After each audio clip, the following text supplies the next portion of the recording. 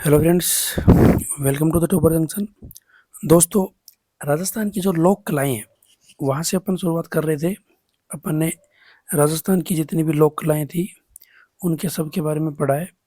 NCERT की जो 11th NCERT की जो 11वीं क्लास की बुक है उसके बारे में। तो यहाँ पे अपन ने एक पॉइंट छोड़ दिया था हस्तशिल्प का, उसको आज कंप्लीट करते हैं। यहाँ से दोस्तों बहुत सारे क्वेश्चंस पूछे जाते हैं। वेरी वेरी वेरी क्या बोलते हैं इसको, इम्पोर्टेंट टॉपिक है। ठीक है, तो शुरुआत करते हैं अपन हस्तशिल्प के बारे में। तो राजस्थान में माना तो सभ्यता के काल से ही हस्तशिल्प के प्रमाण मिले हैं। देखो, अपने को वही उठाना है जो कि अपने को एग्जाम में लगता हो। ठीक है, तो ये सब अपन नहीं पढ़ेंगे क्योंकि ये एग्जाम के पॉइंट ऑफ व्यू से इम्पोर्टेंट नहीं है।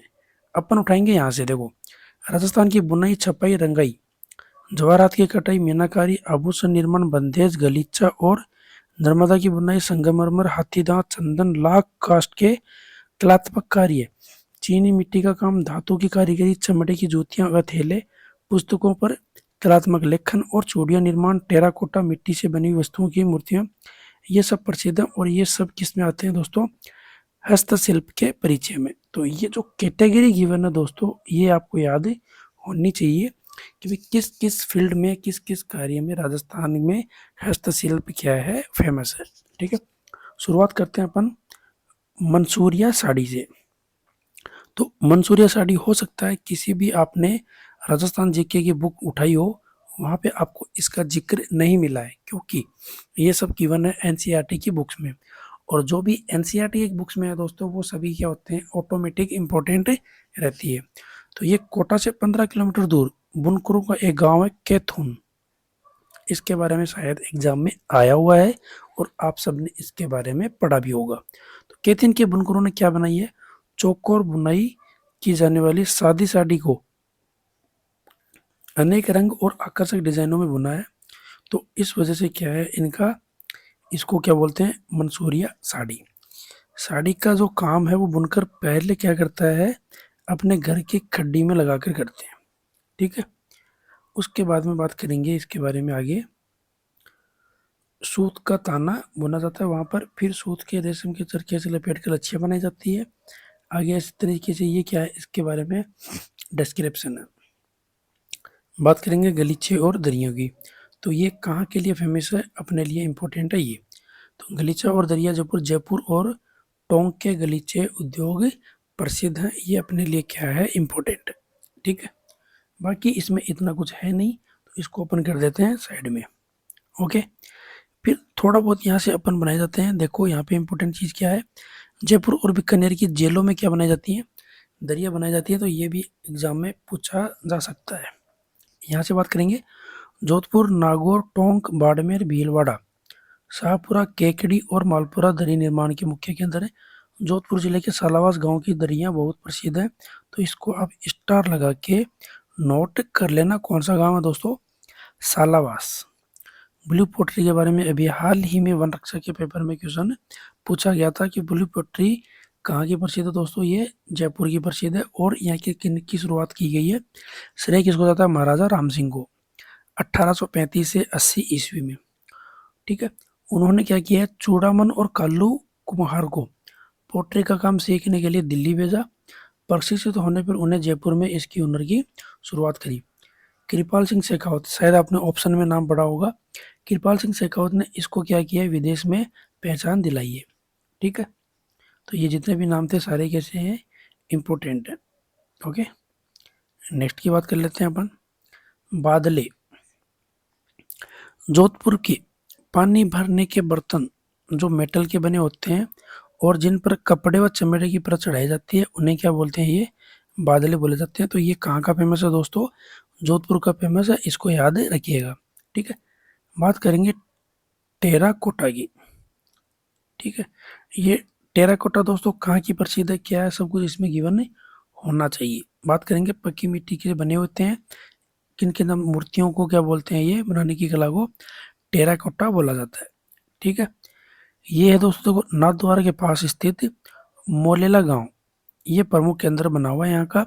साथ ही साथ में इसी प्रकार हरची गांव जालोर के अंदर है। यहाँ के जो कुमार हैं मामा जी के घोड़े बनाते हैं। ठीक है, तो ये दोनों इम्पोर्टेंट है। एक तो जालोर हो गया दोस्तों, एक हो गया यहाँ पर नाथ द्वारा। ओके, बात करेंगे जड़ाई की। तो जो जड़ाई है वो दोस्तों जयपुर की प्रसिद्ध है। अर्ध कीमती पत्थरों की कटाई व जड़ाई के लिए प्रसिद्ध है कौन सा स्थान है यहाँ पर? जयपुर। नेक्स्ट बात करेंगे थेवा कला। तो यहाँ पे दोस्तों थेवा कला की बात हो रही है। तो थेवा किसको कहा जाता है ये एक बार आप देख लीजिए। ये यहाँ पे थेवा है। तो कांच पर सोने की अत्यंत बारीकी कमनीय व कलात्मक कारीगरी को क्या बोलते हैं? थेवा बोला जाता है। ठीक है, बाकी यहाँ पे कुछ इंपॉर्टेंट है नहीं, तो इसको अपन हटा सकते हैं। ओके, तो यहाँ पे कुछ ऐसा लिखा नहीं है। बाकी यहाँ पे जो प्रसिद्ध है वो क्या की है दोस्तों?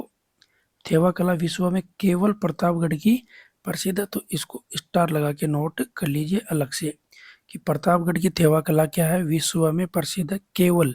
यहाँ पे सिर्फ इसी जिले में ये फेमस है। ओके, बात करेंगे दाबू प्रिंट की। और दाबू प्रिंट दोस्तों कहाँ का है? चित्तौड़गढ़ जिले के आकुला गांव में। ये लो जी, ये अपना पहला क्वेश्चन तैयार हो गया। ठीक है, बाकी अभी यहाँ से आप इसको थोड़ा बहुत पढ़ लेना कि ये दाबू किसको बोलते हैं। बाकी इसको मैं यहाँ पे हटा देता हूँ। बात करेंगे बंदेज की। तो बंदेज दोस्तों जयपुर के प्रसिद्ध हैं। ठीक है, यहाँ यह कला क्या है? बांधो और रंगो, टाई एंड डाई के नाम से भी क्या है ये प्रसिद्ध है। चित्तौड़ में ये देखिए, चित्तौड़ में क्या है? जाजम की छपाई है। ठीक है, जो पूरे राज्य में प्रसिद्ध है। यहाँ गाड़ियाँ लोहारों के लिए घाघरे ओढ़नी भी तैयार किए जाते हैं। गोटे का काम दोस्तों जयपुर और खंडेला जो सीकर में है वहाँ का प्रसिद्ध है। जरी के काम में भी किसको पहचान मिली हुई है? जयपुर को। तो ये इंपॉर्टेंट है। उस्ता कला दोस्तों आपने देखा होगा अभी हाल ही में फर्स्ट ग्रेड के एग्जाम में ये पूछा गया था। तो ऊँट की खाल पर उस्ता कला क्या होती है ये पूछा गया था। तो ऊँट की खाल पर स्वर्ण मीनाकारी, ये देखिए, और मुनवत का कार्य क्या किस नाम से जाना जाता है? उस्ता कला के नाम से जाना जाता है। ठीक है, यहाँ से जो सम्मानित है वो कौन है दोस्तों? बीकानेर के हिस्सामुद्दीन उस्ता ने ये बनाई थी, इसलिए उसका नाम क्या है? उस्ता कला है। ठीक है, यहाँ पे बीकानेर का जो केमल हाइट ट्रेनिंग सेंटर है वहाँ पे उस्ता कला की प्रशिक्षण संस्था भी है। ठीक है, नेक्स्ट की बात करेंगे मीनाकारी। और दोस्तों ये मीनाकारी कहाँ की प्रसिद्ध है? ये जयपुर की प्रसिद्ध है। जयपुर को जो है वो अंतर्राष्ट्रीय पहचान मिली हुई है मीनाकारी में। और इसको जो पहचान दिलाने वाले वो कौन है? महाराजा मान सिंह प्रथम, यहाँ पे याद रखिएगा, जिन्होंने क्या है लाहौर से इस पर कलाकारी को लेके आए थे। ठीक है, इतना ही है, बाकी इसमें कुछ इम्पोर्टेंट है नहीं। थोड़ा बहुत यहाँ पे देख लेते हैं। ये नाथद्वारा, नाथद्वारा भी मीनाकारी का क्या है? प्रसिद्ध केंद्र बन गया। कोटा के रेत वाली क्षेत्र में कांच पर विभिन्न रंगों से मीनाकारी का काम किया जाता है। बीकानेर और प्रतापगढ़ में भी इस काम में दक्षता की जाती है। मतलब ऑप्शन किस तरीके से आता है या फिर क्वेश्चन किस तरीके से पूछा जाता है उस पर डिपेंड करेगा अपना आंसर। ठीक है, लाख के बारे में बात करेंगे तो लाख का काम सवाई माधोपुर, लक्ष्मणगढ़ जो सीकर में, इंद्रगढ़ जो बूंदी में, वहाँ की फेमस है लाख का काम। बात करेंगे रंगाई और छपाई की। तो सांगानेर में छपाई का कार्य चुनरी, दुपट्टा, गमछा, साफा, जाजम, तकिया पर किया जाता है। ठीक है, ये देखिए सांगानेर के पास में अमानी शाह के नाले पे अप्रत्यक्ष रूप से क्या है? प्रिंट का कार्य काला और लाल दो ही रंग में काम में किए जाते हैं। ठीक है, इनका श्रेय किसको जाता है दोस्तों? मुन्ना लाल गोयल को। ये इंपॉर्टेंट है, इसको याद रखिएगा। ओके, नेक्स्ट की बात करते हैं बगरू। जयपुर की छपाई आजकल क्या है? बहुत लोकप्रिय है। यह प्रिंट सांगानेरी प्रिंट की तरह ही है, परंतु सांगानेरी छापे में क्या है? आंगन सफ़ेद होते हैं। इस तरीके से ये बगरू की छपाई में रासायनिक प्रयोग नहीं होता है। बाड़मेर के अजरक प्रिंट प्रसिद्ध है, नोट कर लीजिएगा। ठीक है, अजरक प्रिंट कहाँ की प्रसिद्ध है? बाड़मेर के। चलो जी, ये था अपना छोटा सा वीडियो। अब ये देखो दोस्तों क्वेश्चन पूछे गए हैं। ये छोटे छोटे क्वेश्चन है लेकिन ये क्या है? इंपॉर्टेंट है। यहाँ से आप देख रहे होंगे तो ये सारे क्वेश्चंस कैसे हैं? ऑब्जेक्टिव है और इन्हीं में से क्वेश्चन अपने एग्जाम में पूछे जाते हैं। जो कि किस में पूछे गए? ये देखो थेवा कला कहाँ की प्रसिद्ध है? केवल और केवल प्रतापगढ़ की। तो ये दोस्तों जो ऑब्जेक्टिव क्वेश्चन है यहाँ से वस्तुनिष्ठ जो पर्सन है वो अपने कंपटीशन एग्जाम में, कंपटीशन की परीक्षा में काम में आते हैं। और अपन क्या करते हैं हमेशा अपन ढूंढते हैं और यार पता नहीं कौन सी एक जीके की बुक थी, उसमें से प्रश्न आया था। तो अपने को कहीं नहीं जाना, एनसीईआरटी की बुक उठाइए, सबसे पहले उसकी स्टडी कीजिए और वहाँ से अपने जितने भी क्वेश्चन होते हैं वो क्या होंगे, कंप्लीट हो जाएंगे। इसमें जितने भी क्वेश्चन हैं सारे आपके एग्जाम में आए हुए हैं। ये देखिए, ब्लू पोट्री कहाँ की प्रसिद्ध है। ठीक है, तो इस तरीके से ये क्वेश्चन आपके गिवन है। थैंक यू दोस्तों, थैंक यू वेरी मच।